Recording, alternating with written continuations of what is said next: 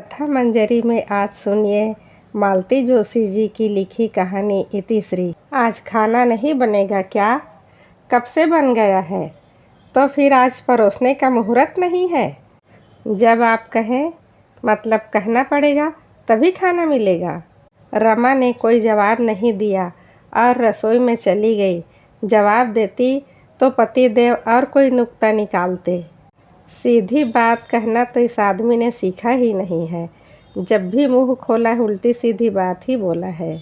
खाने की बात को ही ले ले, अगर अपने से खाने के लिए कहेगी तो क्या तुम कहोगी तभी खाना पड़ेगा? तुम्हें तो बस काम निपटाने की पड़ी रहती है, चाहे सामने वाले को भूख हो या ना हो। इसलिए आजकल वो बुलाती नहीं है, जब कहते हैं तभी परोसती है। थाली लगाकर उसने आवाज़ दी, आ जाइए। पति देव आकर बैठ गए। आते ही पूछा, तुम्हारी थाली कहाँ है? मैं पिट्टू के साथ खा लूँगी। वे हजरत पूरी शहर के खाक छान कर आधी रात को लौटेंगे, तब तक भूखी बैठी रहोगी? मुझे आदत है। अच्छा, आपकी माँ आपके लिए आधी आधी रात तक खाना लेकर बैठी रहती थी। आप दोनों से पहले मेरे खाने का सवाल ही नहीं उठता था, चाहे गोद में बच्चा हो या पेट में। मुझे तो रुकना ही पड़ता था। मेरी माँ को मरे कई बरस हो गए, उसे क्यों कोसती हो? कोस नहीं रही, आपको याद भर दिला रही हूँ कि बेटा भूखा हो तो माँ के गले से ग्रास नहीं उतरता। दरअसल वो कहना चाहती थी कि रात रात भर रमी खेलने वाले बेटे के लिए भी माँ भूखी बैठी रहती थी। पर मेरा बेटा तो फिर भी कुछ कर रहा है, पर उसने यह कहा नहीं। अच्छा खासा महाभारत हो जाता। इतने दिनों तक कॉलेज में ड्रामा कंपटीशन चल रहे थे। आज उसका रिजल्ट था। उसका मन उधर ही लगा हुआ था। 2-3 बार पति देव ने टोका भी, ध्यान किधर है तुम्हारा? कब से दाल मांग रहा हूँ। उसके कान मोबाइल पर लगे हुए थे। घंटी बजते ही वह दौड़ पड़ी। फ़ोन मुकुल का ही था। मम्मा, बधाई हो, आपके बेटे को बेस्ट एक्टर का प्राइज़ मिला है। सच? खुशी से उसकी आंखें छलक आई। और हाँ, हमारा नाटक सेकंड आया है। बेटा, कोई दुकान खुली मिले तो पाव भर मिठाई ले आना, ठाकुर जी को भोग लगा दूंगी। ठीक है मम्मा। आवाज़ कैसी आ रही है? तुम्हारे पिताजी खाने पर बैठे हैं, थाली पीट रहे हैं।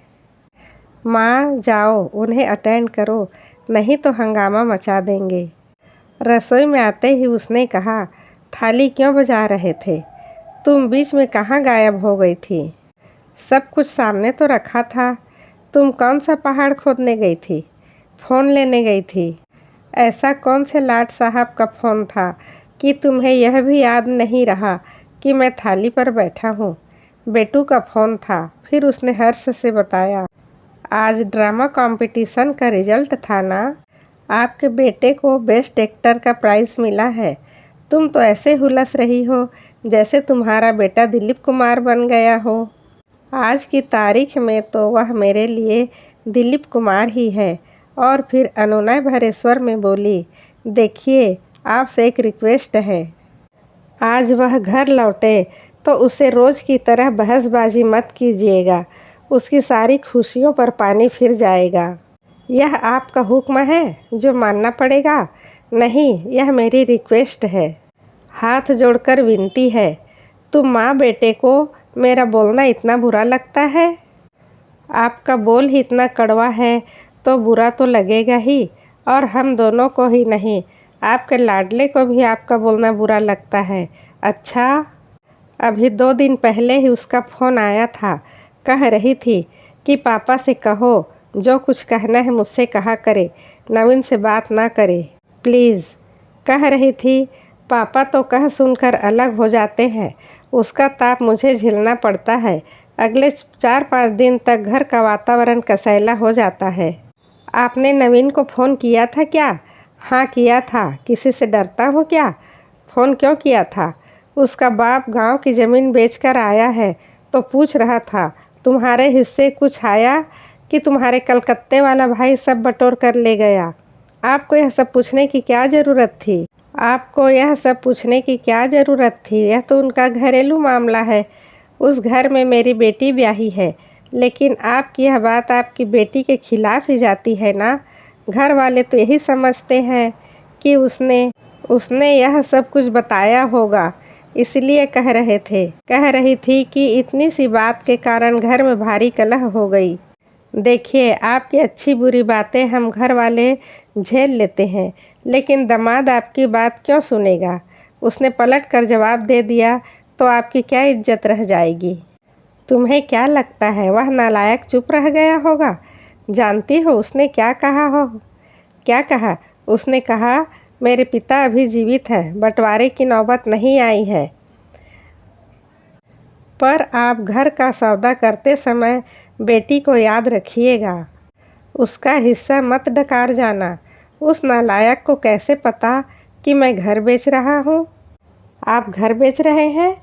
पतिदेव एकदम चौंके। अनजाने अनचाहे उनके मुंह से सच निकल गया। अपने को संभालते हुए बोले, बिल्डर को दे रहा हूँ। इस पुराने घर की साज संभाल अब मेरे बस की नहीं है। बिल्डर इसे नई शक्ल सूरत दे देगा, अपने लिए एक फ्लैट भी देगा, और तब तक के लिए भी वह हमारे रहने की व्यवस्था करेगा। बात हो गई है। और वे उठ गए। रमा अपने दोनों हाथों को सिर में दिए बैठी रही। घर बेचने की बात पर रमा को जरा भी आश्चर्य नहीं हुआ था। पति की पिछली कारगुजारियों को देखकर तो लगता था कि अब तक तो यह हो जाना था। उसे कोई मोह नहीं था। वो बस यही चाहती थी कि बेटे की नौकरी लगने तक सर पर छत बनी रहे। उसके बाद न वो घर का मुंह देखेगी न घर वाले का। बिल्डर वाली बात पर भी उसे खास भरोसा नहीं था। ये आदमी किसी भी दिन उसे सड़क पर खड़ा कर देगा, वह यह जानती है। बहुत पुरानी एक बात याद आ गई। शहर के बाहर उन लोगों का आम का बगीचा था। अक्सर मित्रों के साथ, सखियों के साथ वहाँ पिकनिक मनाती थी। आम के मौसम में इतने आम आते थे कि अचार मुरब्बे से बरनियाँ भर जाती थी। ढेर आम टोकरों में भर भर कर मोहल्ले में रिश्तेदारों में बँटते थे। एक बार पूरा सीजन निकल गया, घर पर एक आम नहीं आया। बेताब होकर अम्मा जी ठेकेदार के घर पहुंच गई। उसे खूब खरी खोटी सुनाई। उसने पांव पकड़ लिए, बोला, माँ जी, मैं तो नौकर आदमी हूँ। मालिक की आज्ञा बिना कैसे किसी को आम दे सकता हूँ? घर पर देने के लिए भी मालिक की आज्ञा चाहिए। ठेकेदार समझ गया, बोला, आपको शायद पता नहीं है, भैया ने बाग बेच दिया है। यही मेहरबानी है कि मुझे रख लिया है। माँ जी तो सन्न रह गई। ठेकेदार ने टोकरी भर आम भरकर उन्हें देने चाहे तो वहीं पटक कर चली आई। घर आकर बेटे को आड़े हाथों लिया तो उन्होंने अत्यंत निर्लिप्त भाव से कह दिया, बापूजी के तेरही का कर्ज चुकाना था, इसलिए बेच दिया। तुम्हारे बापूजी को गुजरे तो 3 बरस हो गए। हाँ, तो इन 3 बरस में सूद मूल से भी अधिक हो गया था। क्या करता? बेटे की इस साफ गोई पर माँ जी चकित रह गईं।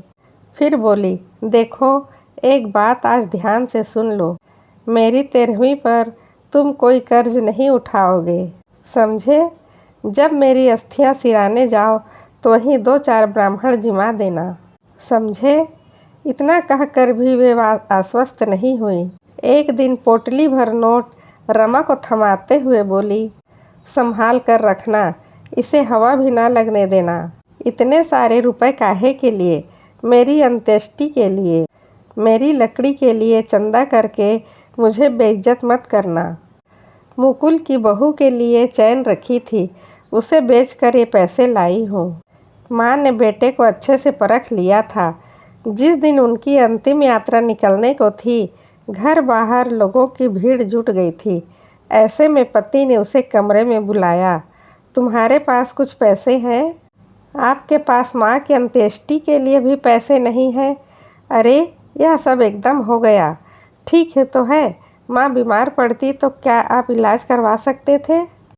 मुझे पता था, इसीलिए भैया लोगों से कहा था पैसे लेते आना। आप समय से उनका कर्जा चुका देना बस। पतिदेव ने हमेशा की तरह सिर हिला दिया और बाहर चले गए। माँ नहीं रही तो कोई अंकुश नहीं रहा। उन्होंने अपना पुश्तैनी दुकान पर बैठना ही छोड़ दिया। कहा कि पेट में दर्द रहता है। दुकान पर एक लड़का रख दिया है। जब 4 महीने तक दुकान से एक पैसा नहीं आया तो रमा ने पूछा। तब बोला, किराए से उठा दी है। उस पेशगी वाली रकम का क्या हुआ? उसने चाह कर भी नहीं पूछा, क्योंकि ऐसे प्रश्न हमेशा अनुत्तरित रहते आए हैं। एक दिन मुकुंद उस ओर गया था। लौटकर बताया कि दुकान का तो काया पलट हो गया है। मुकुल ने बताया कि दुकान की सिर्फ शक्ल सूरत ही नहीं बदली है, बोर्ड भी बदल गया है। उस पर नया नाम है। उसने पति से जवाब तलब करना चाहा तो उन्होंने सपाट स्वर में कहा, पैसे की ज़रूरत थी तो बेच दी। बताना तो था। हर बात तुम्हें बताना ज़रूरी है। बताता तो तुम क्या कर लेती? यह तो सच था। वह क्या कर लेती? बस वह चिंता में डूब गई।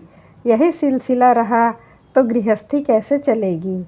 उसकी छोटी सी नौकरी है, उससे दोनों वक्त का चूल्हा तो जल जाएगा, पर गृहस्थी में और भी तो खर्चे होते हैं। अपनी उधेड़ बुन में वह इतनी व्यस्त रही, उसे कभी पता ही नहीं चला बच्चे इस बोझिल वातावरण से ऊब चले हैं। वे अपने स्नेह का, सुख का आलंबन कहीं बाहर ढूंढ रहे हैं। जिस दिन मिनल ने घर से भागकर शादी की, उस दिन उसे होश आया। मिनल के पापा ने बड़ा हंगामा किया। मुकुल ने बड़े शांत स्वर में कहा, आप उसके लिए कौन से आईएएस दूल्हा लाने वाले थे जो इतना शोर मचा रहे हैं? उसके कॉलेज की फीस तक तो आपसे भरी नहीं गई। कब से बेचारी को घर में बिठा रखा था। ऐसे में कोई भी भटक सकता है। वह तो अच्छा है कि लड़का परिचित है, पढ़ा लिखा है और कमाऊ है। हमें भी लगा कि बेटी ने ठीक ही किया। बाप के भरोसे बैठी रहती तो जिंदगी भर कुंवारी रह जाती, और जिस बेटी को फूटी कौड़ी भी नहीं दी, उसके यहाँ जमीन जायदाद का हिसाब मांगने पहुँच गए। बेशर्मी की भी हद होती है। उन्हें पक्का विश्वास हो गया है कि माँ और बेटे की सह में भी उसने यह कदम उठाया है। तब से मुकुल उनकी आंखों का कांटा बन गया है। वे हर बार उसको फीस के लिए तरसाने लगे थे। हार कर रमा ने अपने भैया से गुहार की, दाल रोटी का इंतजाम तो मैं कर लूँगी। आप लोग राखी भैया दूज मानकर उसकी फीस का इंतजाम कर दें। राखी, भाई दूज और फीस में कोई तारतम्य नहीं था। उसके भाइयों ने उसकी बात का मान रखा है। बेटे ने भी आश्वस्त किया है कि मामा लोगों की पाई पाई चुका देगा। मुकुल को मौसा जी ने अपना पुराना स्कूटर दे दिया है। दुनिया भर के लड़के चमचमाती बाइक पर घूमते हैं। मुकुल अपना पुराना स्कूटर खदेड़ता रहता है, पर उसके चेहरे पर शिकन नहीं आती। भगवान ऐसा समझदार बेटा सबको दे। बेटे की याद आते ही उसने घड़ी की ओर देखा। 11 बजने को थे। उसने सोचा वो आता ही होगा। कटोरी में राई नोन लेकर वह खिड़की पर जा बैठी। गली में उसके स्कूटर की आवाज़ सुनते ही उसने दरवाज़ा खोल दिया। मुकुल स्कूटर से उतरा, गेट खोलकर भीतर आया। स्कूटर पार कर उसने गेट बंद किया। फिर माँ से बोला, माँ गेट को ताला देना, 1 मिनट वहीं खड़े रहो। रमा ने कहा और दोनों हाथों में राई नोन लेकर उसकी नज़र उतारने लगी। उसने हाथ ऊपर घुमाए ही थे कि पीछे से किसी ने उन हाथों को झटक दिया। पूरा राई नोन आंगन में बिखर गया। ये क्या किया आपने? वो चीखी और रो पड़ी। वो कौन सा जंग जीत कर आया है जो उसकी आरती उतार रही हो? मुकुल भीतर आया। अपने पीछे दरवाज़ा बंद करते हुए उसने कसैले स्वर में कहा, वाह, इससे अच्छे स्वागत की तो मैंने कल्पना भी नहीं की थी। स्वागत किस लिए जनाब? आवारागर्दी करके लौटे हो इसलिए? कहाँ थे अब तक? उन्होंने कड़कदार आवाज़ में सवाल दागा। पापा रोज़ रोज़ एक ही प्रश्न पूछते हुए आप बोर नहीं होते? लेकिन मैं उत्तर देते देते ही उकता गया हूँ। कुछ नया सोचिए ना। अच्छा तो यह बताओ, कॉलेज पढ़ने जाते हो या नाटक करने? यह प्रश्न पूछने का अधिकार सिर्फ उन्हें है जो मेरी फीस भरते हैं। मुकुल ने सपाट स्वर में कहा। बदतमीज। आवेश में उनका हाथ उठ गया, पर दूसरे ही क्षण वह जवान बेटे की बलिष्ठ मुट्ठी में कैद था। वह कसमसा गए। कुछ पल ऐसे ही मुट्ठी में कैद रही तो उसकी कलाई चटक जाएगी। जैसे ही बेटे ने हाथ छोड़ा वे फुफकार उठे, निकल जा मेरे घर से इसी वक्त। यह घर मेरे दादा परदादा का है। इसमें रहने का मुझे भी उतना ही हक है जितना आपको। जब आप अपना घर बनाएंगे उससे बेशक मुझे बेदखल कर सकते हैं। मुझे कानून सिखाएगा तू? मम्मा आप खाना लगा दो, मैं फ्रेश होकर आता हूँ। यह बहस तो चलती रहेगी। वह अपने कमरे की ओर चला गया। रमा रसोई की ओर मुड़ी तो उन्होंने आवाज़ दी, सुनो। रमा रसोई के दरवाजे पर रुक गई। आज अगर तुमने उसे खाना दिया तो मेरा मरा मुँह देखोगी। रमा ने गर्दन को एक और झटका दिया और रसोई में जाकर खाना गर्म करने लगी। वे रसोई के दरवाजे पर आकर खड़े हो गए। तुमने सुना नहीं मैंने क्या कहा? मेरा मरा मुँह देखोगी जो आज उसे खाना दिया। रमा टेबल पर थाली कटोरी लगाती रही। उन्होंने फिर कहा, तुमने सुना नहीं मैंने क्या कहा? मेरा मरा। सुन लिया भाई, सब सुन लिया। उसने झल्ला कर कहा, कितनी बार वही वही बात कहेंगे? मुकुल की पीछे से सख्त आवाज़ आई। उन्होंने देखा उसकी आंखें अंगार हो रही थी। वे सहम कर पीछे हट गए। मुकुल के भीतर आते ही उसने कहा, आजा बेटा, सब गरम कर दिया है, आराम से बैठकर खा ले। मैं बाहर जाकर दरवाज़ा बंद कर लेती हूँ, नहीं तो शांति से खा नहीं पाएगा। मैं बाद में आकर समेट लूँगी। तुम खा चुकी माँ? हाँ बेटा, मुझे लगा तुम लेट हो जाओगे इसलिए खा लिया। अब तुम आराम से बैठकर खाओ। कहते हुए वह बाहर निकल आई और उसने दरवाज़ा बंद कर लिया। बाहर वे जले भुने बैठे थे। मैंने तुमसे कुछ कहा था, मैंने भी आपसे कुछ कहा था, यही कि आज उससे बहसबाजी मत करना, नहीं तो उसकी सारी खुशी पर पानी फिर जाएगा। पर आपने मेरी बात नहीं मानी, रोज़ की तरह हंगामा कर दिया। जब आप मेरी बात नहीं मान सकते तो मुझसे क्यों अपेक्षा करते हैं? मेरी तुम्हारी बात में कोई फ़र्क नहीं है? क्या फ़र्क है? मैंने कहा था मेरा मरा मुँह देखोगी। अगर उसे खाना दिया तो मतलब तुम्हें मेरे मरने जीने से कोई फ़र्क नहीं पड़ता? वह चुप रही। यह मत भूलो कि मेरी वजह से तुम सुहागिन बनकर इठला रही हो। वो भरी बैठी थी, एकदम फट पड़ी। ऐसे निकम्मे सुहाग का मैं क्या करूं? ऐसे तो मैं अभागिन ही भली। कहते हुए उसने अपना मंगलसूत्र उतारकर उसकी ओर उछाल दिया। लीजिए, इसे भी बेच खाइए, कुछ दिन का खर्चा पानी चल जाएगा। वे सन्न रह गए। यह वही मंगलसूत्र था जो कभी टूट कर बिखर जाता था तो वे सारे काम छोड़कर उसे पिरोने बैठ जाती थी। सुने गले से वह पानी भी नहीं पीती थी। वही मंगलसूत्र रमा ने आज ऐसे उतार कर फेंक दिया जैसे वह कोई चीज़ हो। उनके स्वामित्व का अहंकार पल भर में शेष हो गया था। उनका पति होने का एहसास किसी रद्दी कागज़ के टुकड़े की तरह उनके पैरों में लौट रहा था। अभी आप मालती जोशी जी की लिखी कहानी इतिश्री सुन रहे थे। मालती जोशी जी की अन्य कहानियाँ कथा मंजरी की प्लेलिस्ट पर जाकर आप सुन सकते हैं। अगली कहानी पर फिर मिलते हैं। धन्यवाद।